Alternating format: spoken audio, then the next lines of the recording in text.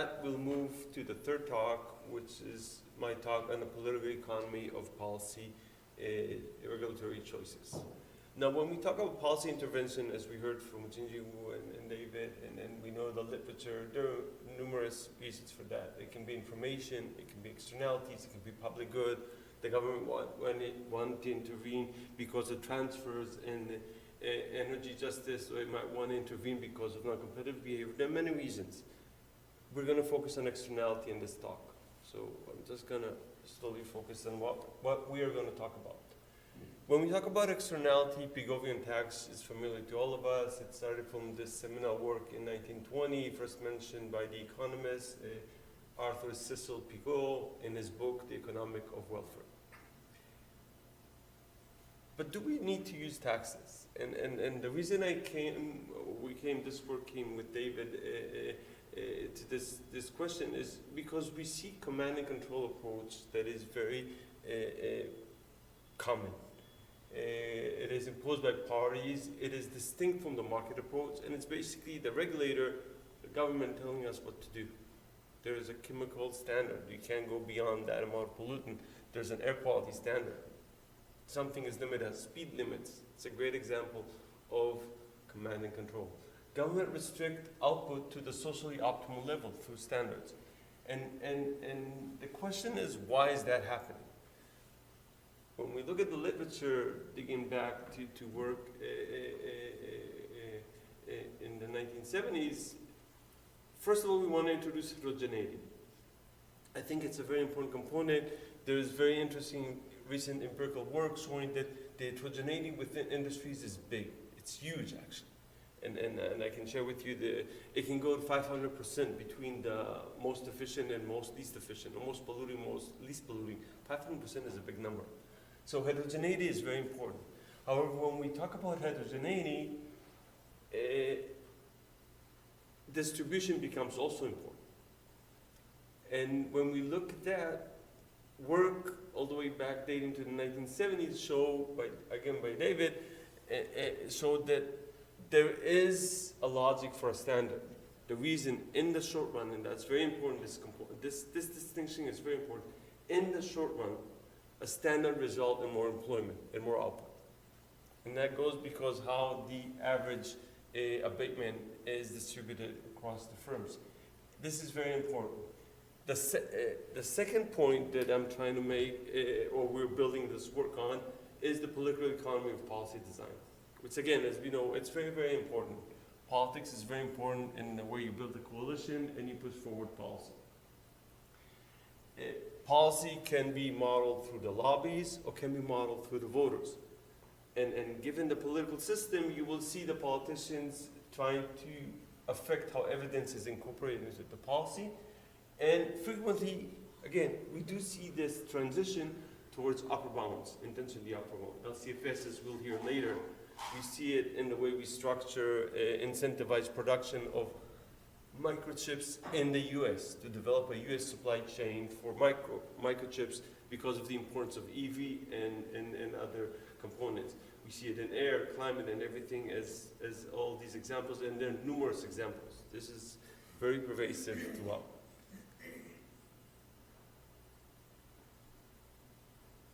But one thing is missing from, we think, and the work with David, that's what we concluded, one thing is missing is the dynamic. And when we started modeling the dynamic, it is important. Dynamic is something that we should not overlook, and it can arrive at interesting projections and tell us interesting stories about what we're seeing. Specifically, when we talk about dynamic in this work, we'll talk about policy uncertainty, political uncertainty. The current administration wants to stay in power, that's true. We know it from political science. But it also wants to leave a legacy. And that is very important. When we look back, a past president wants us to remember him for something. Now, how important that is, I leave it for political science. This is not, we just assume that it is important. It does receive some weight. An administration does care if we have a health plan in the US or not, independent if it gets elected in the next election. It cares about being elected, but it also cares about legacy. And this produces political uncertainty. because we don't know who's going to be elected next semester, next cycle. Another important component, and that is the focus of this story, is about irreversibility. Once you make an investment, you can't just simply unfold it and get the cash back. It doesn't work that way. The investment in the technology puts your cash and ties it to something. That irreversibility, we think, is very important when we look at it in the context of political uncertainty. And finally, we focus on technological change. So we have, for simplicity, firms that are described on a two-dimension graph that you have on the x-axis, you have the pollution intensity per unit produced. On the y-axis, you have the input use model in terms of monetary, so it's one input. And we try to use that simple framework to understand what does policy mean in Western democracies when we have the cycles of elections and the move forward. There's the need to stay in power, but there's also the need to leave a legacy. There's the need, I care about the environment. Yeah, I might not get elected, but the environment is important to me, so I'm willing to put that forward. And we see it actually in Congress all the time, and we see it in the Senate, we see it in their committees. Sometimes you do have representatives that stand up and say, this is important and this is a red line for me. I want to do what I think is right, and then they push it forward to leave a legacy, to remember for what they did. And I think that forward-looking component is very, very important in the context of irreversibility. And in previous paper, we showed that it leads to policy durability. And I think this is a very important component. Democracy is not a ping pong. You don't change administration and policy just bounces back and forth from one extreme to the other. There is some friction and stickiness in the system that creates this inertia. And that policy durability, I think, is very important. And in our context, is driven from this irreversibility. This investment in capital is important. And we saw it in solar. Once you make a big enough investment in solar, solar will not go back. Even if you don't have an administration that supports climate change. The reason it won't go back is solar employs, it's the biggest employer in the energy sector in the US. These are voters. You can't simply disregard that, independent of your agenda.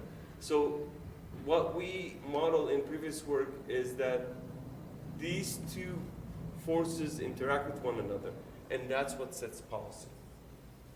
So the politician wants to set facts on the ground, and that is very important to him, or to her, sorry.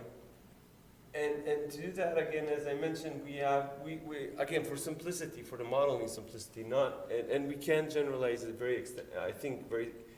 there are many extensions that we can do and the results still hold. It's just the two dimension. Beta is the intensity, pollution coefficient, and X is the input use efficiency. So in the absence of regulation, as long as I make profit, I produce. And that's my profit, very simple. I earn positive profit, I produce, I limit my capacity. Again, for presentation, and you can play with this and change it, and that won't make any changes. The second thing that we added to this story is the technology. So technology means that we reduce pollution by gamma, but we need to pay a price. And the price is proportional to how much we're paying. This results in this very simple presentation.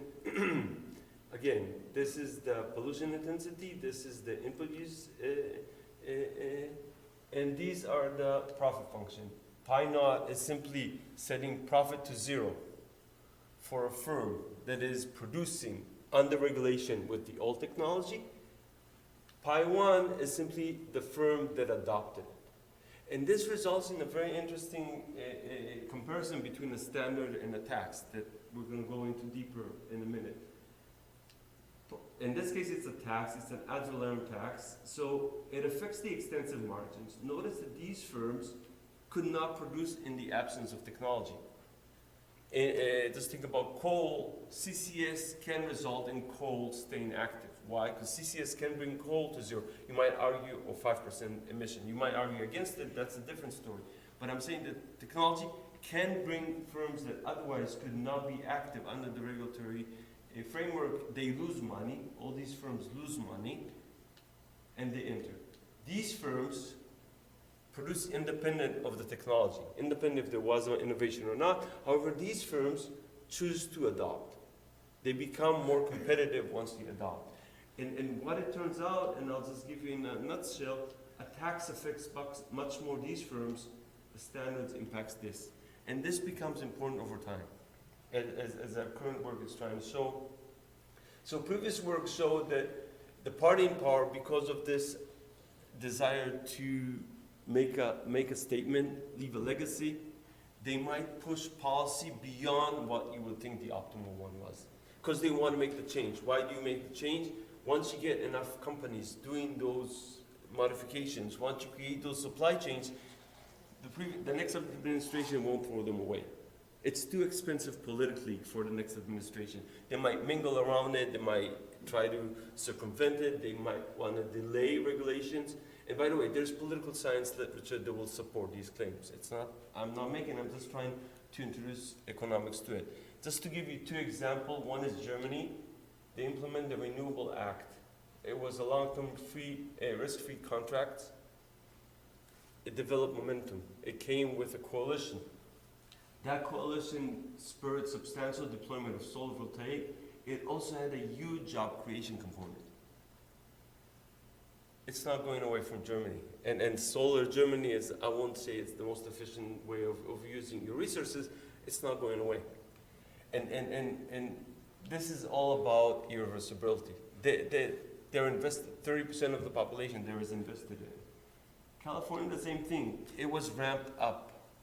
It started smaller with AB 1493, which is an emission technology standard targeting emission from new motor vehicle, and then it was expanded.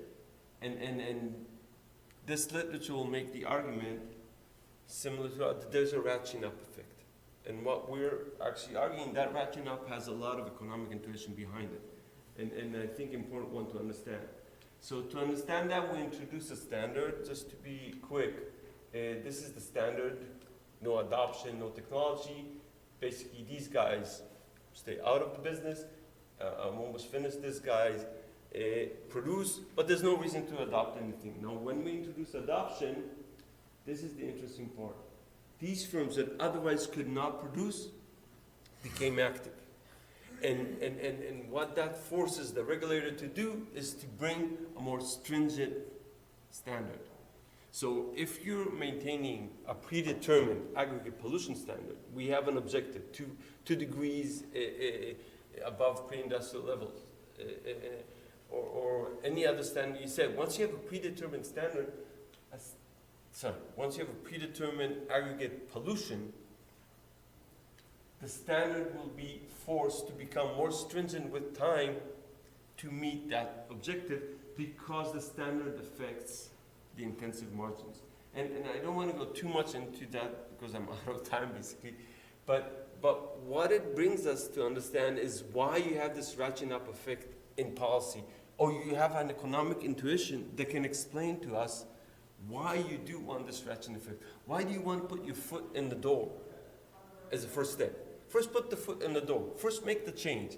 First create this momentum, especially when you talk about embodied technologies. Yes, it might not be the best policy and you might have argument here going back and forth, but once you create this momentum, you establish this ratcheting up effect. And what this is suggesting that as long as you do have firms that the more efficient they are, the less polluting they are, and we see it actually in climate change. If you just look at coal companies, which one are the more polluting, which one are the less polluting, you do see this correlation. So if we agree with this correlation empirically, what this work is basically telling us is that we might start with these different policies, but the transition over time, the ratcheting up of policy over time will result in more market-based policy as you move forward. And that's basically what work with David is trying to show.